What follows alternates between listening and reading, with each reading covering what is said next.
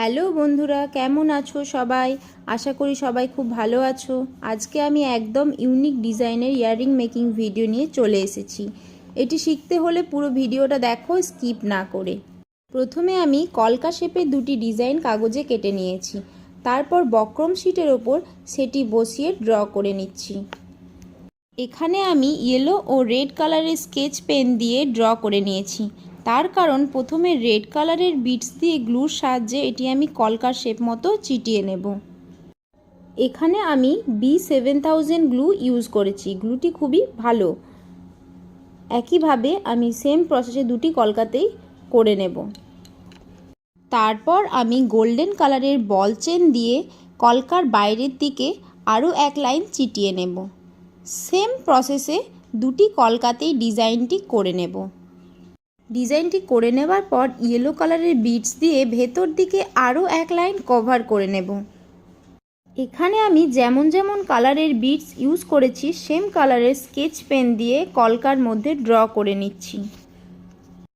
এবার আমি গ্রিন কালারের মধ্যে কিছু গ্রিন কালারের সিকোয়েন্স গ্লু করে নিচ্ছি। এখানে আমি গ্রিন কালারের সিকোয়েন্সটি ডাবলভাবে একটা লাইন করার পর আরেকটা লাইনের ওপর আবার চিটিয়ে নেব। একইভাবে দুটি কলকায় সিকোয়েন্স লাগানোর পর আমি আবারও এক লাইন রেড কালারের বিটস দিয়ে কভার করে নেব।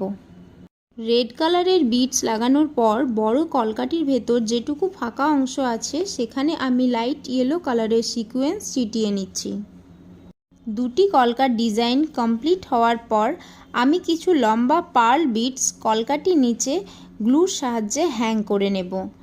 তোমরা দেখো আমি কিভাবে গ্লুর সাহায্যে পার্ল বিটসগুলি হ্যাং করে নিচ্ছি। সব পার্ল বিটসগুলি হ্যাং করে নেওয়ার পর দুটি কলকার দুই দিকে মুখ করে এখানে আমি চিটিয়ে নিচ্ছি ও ব্যাক সাইডে ইয়াররিংয়ের হুক ও বক্রম চিটিয়ে নেব। এবার কিছুক্ষণ ড্রাই হওয়ার জন্য এটি রেখে দিতে হবে।